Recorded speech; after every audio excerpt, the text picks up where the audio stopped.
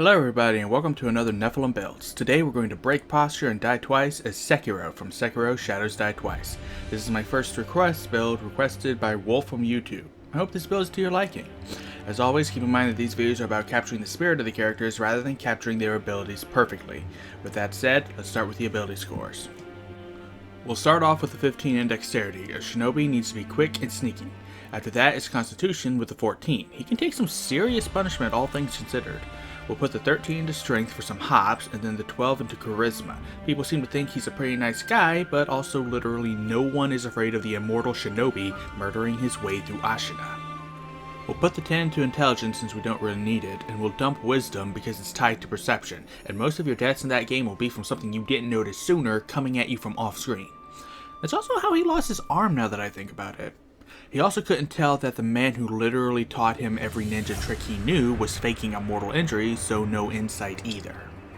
For race, we're just going to go for the base human, meaning a +1 to everything, as well as speaking common and one other language. Honestly, pick whatever you want, but for this video we're going to follow Jin's lead and take Sylvan because yokai.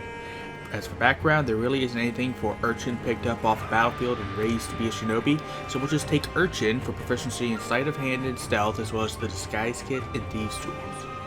Moving on to class, we're going to start with Rogue, gaining proficiency in dexterity, intelligence saving throws, and taking acrobatics, athletics, deception, and investigation, because I refuse to take perception or insight with this build. We'll also be proficient with light armor, as well as simple weapons, hand crossbows, long swords, rapiers, and short swords. Starting at level 1, we get expertise, which we'll put into stealth and acrobatics. We also get our sneak attack and thieves cant, and at level 2, we get cunning action. At level 3, we get our roguish archetype, and we're going to take assassin for proficiency with the poisoner's kit and assassinate for that extra lethal first hit. Now Sekiro is as good at fighting as he is sneaking, which is why we're now going to multiclass into fighter, gaining proficiency in medium armor, shields, and all weapons. At level 1, we get second wind and our fighting style. We'll take dueling because, spoilers, we're not taking monk for this, so we're going to have to use a scimitar for a katana again. At level 12 we get action surge, and at level 3 we get our martial archetype. We're going to pick samurai, taking proficiency in history to know the code, as well as fighting spirit. Now it's time to start working on the dying twice bit, but we're going to need Kura's help for that, so we're multiclassing to warlock. The undead patron from Unearthed Arcana is way better than the current undying patron, so why am I taking undying anyway?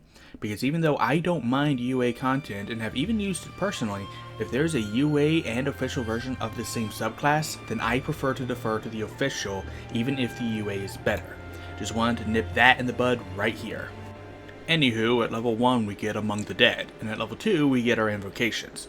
At level 3 we get our Pact boon, and we'll take the Pact of the Talisman to get that little charm from Kuro. At level 4 we get an ability score improvement, which we'll put into dexterity, and then jumping to level 6 we get Defy Death. We can now die twice. Sort of. We're going to stop here, so now it's time for our invocations. We'll take Gift of the Depths for Mibu water breathing, Protection of the Talisman for better saving throws. If giving back the charm makes the game harder, then conversely that means the charm makes things easier. And lastly, Undying Servitude to sneak attack someone and puppet their corpse. Now that we're done, we finally have our modifiers. Now let's talk spells. As a warlock, our spellcasting ability is Charisma. Our spell save DC is 13, and our spell attack modifier is +5. We get Spare the Dying for free for being a deathlock, and we get 3 more cantrips to choose from. We'll take Blade Ward and True Strike for a bit of the candy, which those cantrips are about as good as anyway, and Poison Spray because we're not really going to get anything for Sabimaru. Or most of the tools. Sorry. As a level 6 warlock, we have 2 spell slots of 3rd level, and we'll have 7 spells to choose from. We're going to have to get creative with some of these. We'll take False Life from Undying for something approximating healing, Expeditious Retreat for a quick getaway, and Invisibility for Gotchin Spiritfall on steroids. Misty Step is the Mist Raven, Blindness, Deafness from Undying could be a Fistful of Ash, Dispel Magic could be the Snapseed, and Feign Death from Undying is our Bite Down Poison. Should you use it this way? Probably not, since you won't be able to undo it yourself, but you technically could. And if I'm your DM, I'd allow it to end it on yourself anyway. Food for thought. Going back to the main sheet, we'll add that scimitar katana I mentioned, as well as some darts for shuriken. I could add the axe and the spear, but they're really not going to do what they do in Sekiro, so I'll leave them out. I will throw in a prosthetic limb from Tasha's for fun, as well as a grappling hook.